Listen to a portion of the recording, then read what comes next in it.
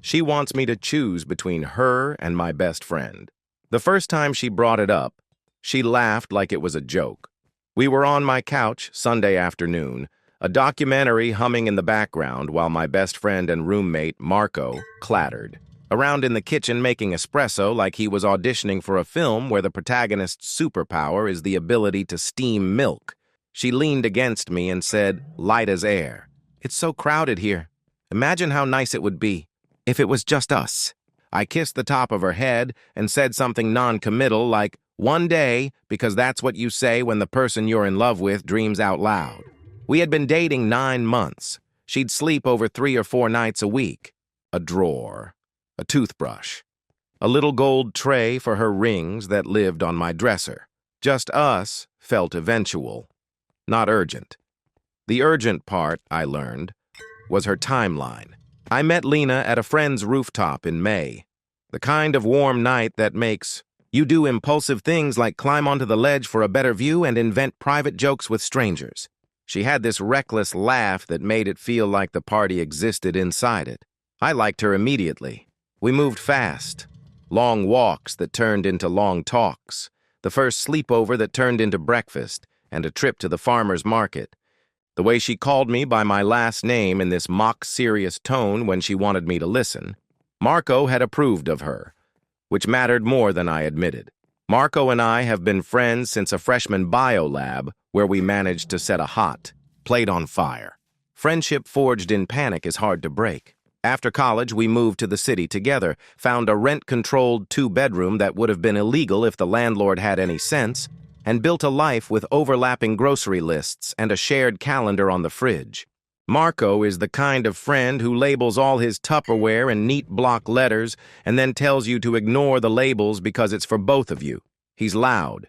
He's loyal. He has a dog named Pluto who thinks the world is a chew toy. Lena liked Pluto, which felt like a sign.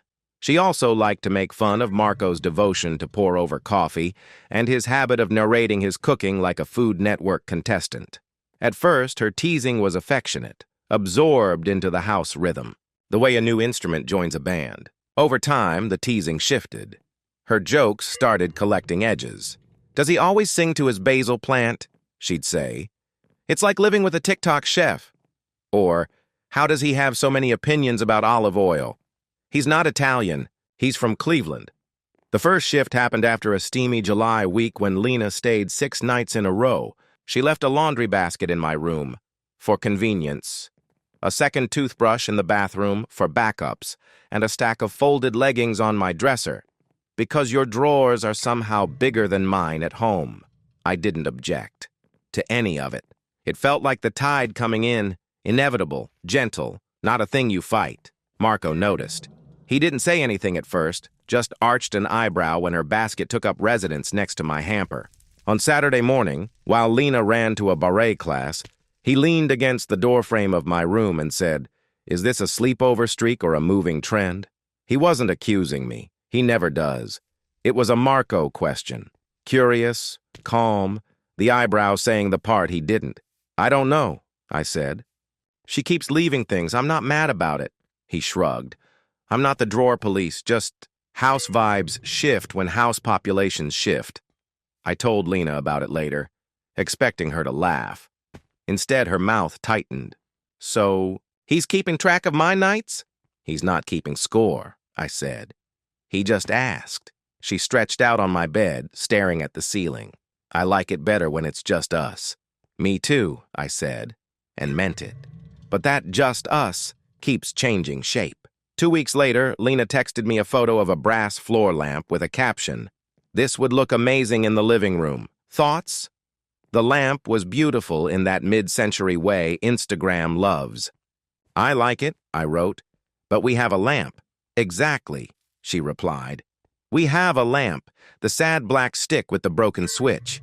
It was true that the switch had to be coaxed like an old dog. "I'll ask Marco," I said. "Babe," she wrote, "your apartment doesn't need a committee." "Marco lives here," I wrote. "He gets a vote."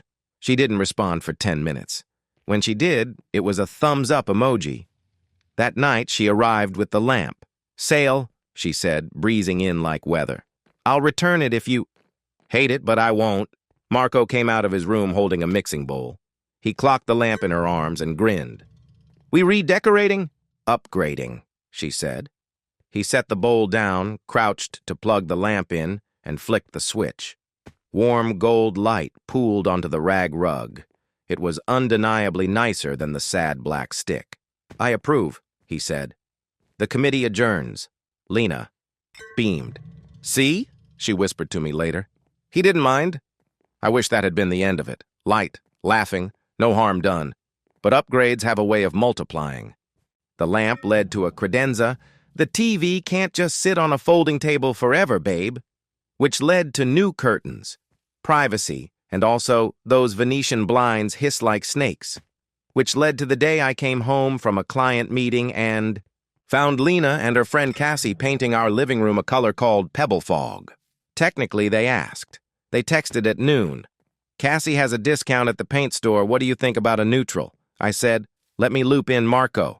They replied with a selfie wearing plastic ponchos and holding rollers. Behind them, the first wall was already half Pebble Fog.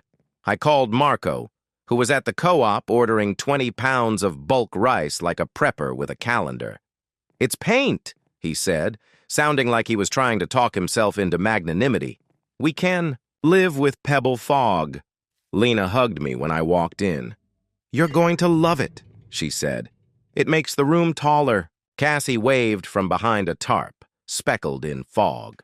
Marco came home, stared at the wall like it had personally insulted him, and then grabbed a roller.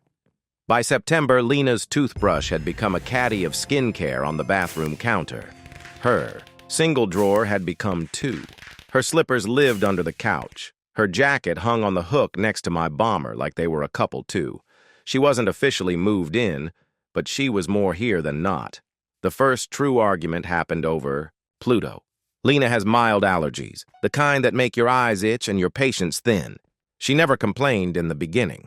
She even posted a photo of Pluto wearing a bandana, captioned, Roomie of the Year. But sometime in October, Lena came home to find clumps of Pluto fur in the hallway and sneezed 6 times in a row.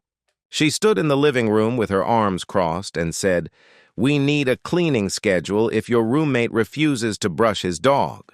Refuses? I said. He brushes him every other day. Then his brush is broken, she snapped, and I watched her surprise herself with the force of it. Sorry, she added softer. It's hard to feel comfortable when there's hair on everything. I want to feel like this is my home too. You could talk to him, I suggested. He's reasonable. I don't want to be the nagging girlfriend, she said. That's your job. Marco was, as predicted, reasonable. We bought a better vacuum. We instituted a rotate and sweep system. We added Pluto brush to the fridge calendar with a cartoon bone next to it. It helped. It did not fix Lena's feeling that the apartment was something she had to adapt to, rather than something being shaped around her. Then came the keys. Practical, she said, handing me a key ring over. Brunch, 2 shiny copies of our apartment keys, fresh from the hardware store. So I can walk Pluto if I get home first, and so I can get the mail and in case of emergencies. I held the keys, suddenly aware of their weight. We hadn't talked about it. I imagined Marco's eyebrows migrating off his face. We should probably text Marco, I said. She sighed. It's not like I'm a stranger. You're not, I said. But you are a person with keys to a place that isn't technically yours. He deserves to know. We texted the group chat. Marco replied with a thumbs up and a dog emoji. When I got home that night, there was a small basket on the entry table labeled keys. Marco had made a label for Lena's ring. Lena, not a stranger. I thought it was funny. Lena did not. It's like he's reminding me I'm temporary, she said, when we were brushing our teeth. Like he's in charge of who belongs here. He labeled mine too, I said, holding up a ring that said, Last name, rent payer. It's a joke. Ha, she said without laughing. The month of November gathered all the little tensions and braided them into something thick enough to trip over. The bathroom became a battlefield of shelf space. The kitchen hosted a cold war about who got the pantry cabinet with the good reach. Our calendar filled with double bookings. Lena's friend's charcuterie party versus Marco's band playing at a bar in Bushwick. We went to both and came home exhausted. On the Tuesday before Thanksgiving, I came home to find a city inspector at our door. He was wearing a badge and a look that said he'd rather be anywhere else. Anonymous noise complaint, he said. Flat as a sidewalk. Reports of amplified music after 11 p.m. I blinked. Marco's band practiced at a rented space across town. He played acoustic at home sometimes, strumming softly while Pluto made snoring noises that could lull you into Sunday afternoon naps. Must be a mistake, I said. But the inspector had to check. He looked at our speakers, nodded at the pebble, Fogg with professional indifference, and left a leaflet about respectful neighbor policies. When I closed the door, Lena was slicing carrots in the kitchen with surgical precision. Did you call? I asked. She looked up slow. Call who? Noise complaint? Her eyes widened. You think I would do that? I don't know, I said. Would you? She set down the knife carefully like it might go off. I texted you last week, when he was playing at midnight. You said you'd talk to him. I did, I said. He stopped at 11. He wore headphones. She stared at me, and in that gap, I heard about 6 arguments we hadn't had yet. So it continues, she said finally. He gets to do what he wants, and I get to be the nag.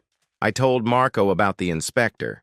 He looked genuinely confused, and then genuinely hurt. I can practice at the studio only, he said, but man, calling the city? He rubbed Pluto's ears the way he does when he's trying not to say something he'll regret. You sure it was her? I'm not sure of anything, I said, and I hated that that was true. Thanksgiving was supposed to be neutral ground, a truce written in mashed potatoes.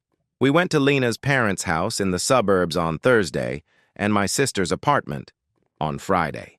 At Lena's, her father told me about interest rates like they were a Greek tragedy, her mother pressed leftovers into our hands like we were war refugees, and her brother asked me if Marco would ever grow up and stop playing pretend music. On the train back, Lena leaned on my shoulder and said, "They like you," in a tone that meant, "And you will schedule your life around holidays here forever." At my sister's, Marco came because my sister adores him, and also because his mother had decided to do a cruise instead of Turkey, and was texting him photos of buffets that looked like edible interior design. The 4 of us, my sister, her girlfriend, Marco, and me, ended up in the kitchen doing dishes while the kids built.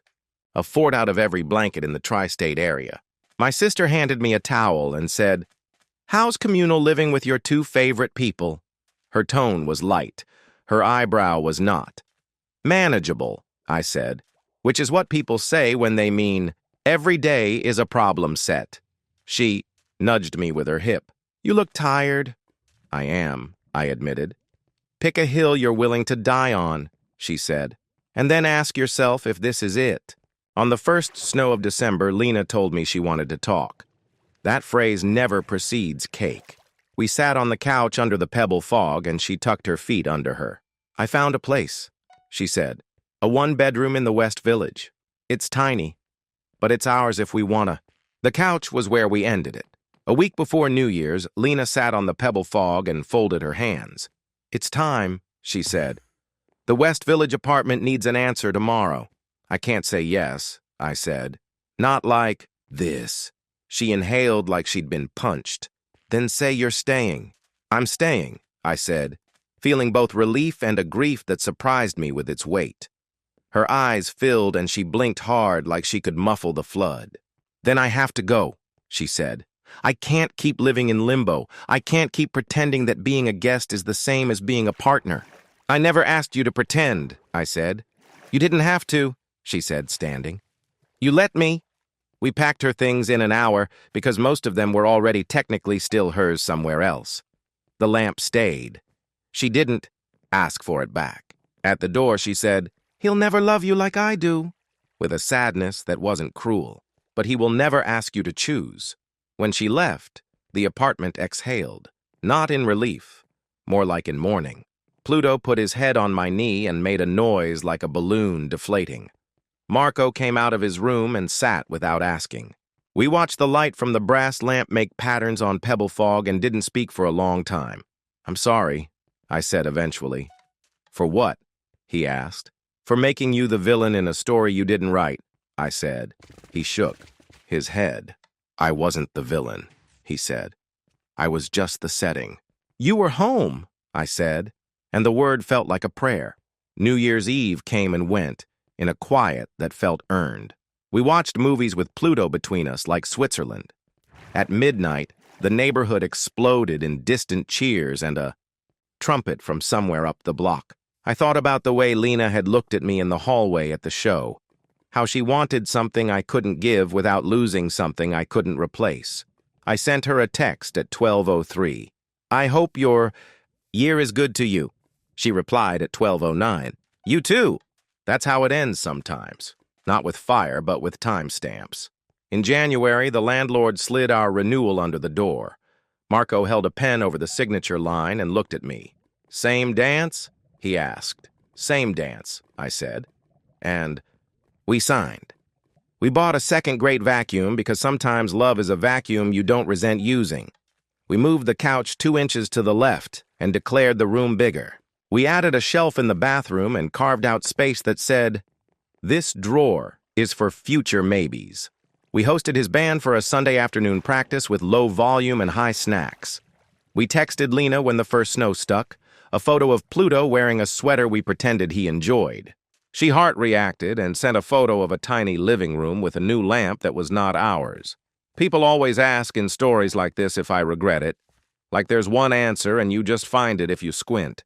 I miss Lena in sudden ways when I fold towels because she taught me the hotel method, when I hear a song she loved and my hand reaches for a hand that isn't there, when I see a doormat and think, that would have made her laugh. I also like the way the apartment sounds at 8 a.m., when Marco hums and Pluto's nails click and the kettle sings like an optimistic bird. I like the way choices feel when they aren't ultimatums. Sometimes I think choosing isn't the right word. Sometimes it's building. A life where the people you love can fit, where no one has to shrink to make room, where keys are labeled with jokes because the joke is love. Sometimes it's saying no to a beautiful apartment in the West Village, because your rent-controlled pebble fog holds your history, and your best friend and a dog who believes the world is made of tennis balls. Sometimes it's letting someone go because love without space turns into scaffolding and no one can live forever in a renovation. In March, on a wet Tuesday that promised spring and smelled like damp concrete, I ran into Lena on the corner of 11th Street. She looked good in that way that makes you think time is a stylist. We hugged in a way that was both new and old. She asked about Marco. I asked about her place. "It's tiny," she said, "but it's mine." Then, after a beat, "I'm seeing someone." I felt the sharp ache you get when you stand up too fast and then it softened into something like relief. "Is he allergic to dogs?" I asked. And she laughed. "Only to commitment," she said cheerfully. And we both understood the joke belonged to the past. We promised coffee and meant it like people mean it when what they actually mean is, "Thank you for what you were." I went home and told Marco.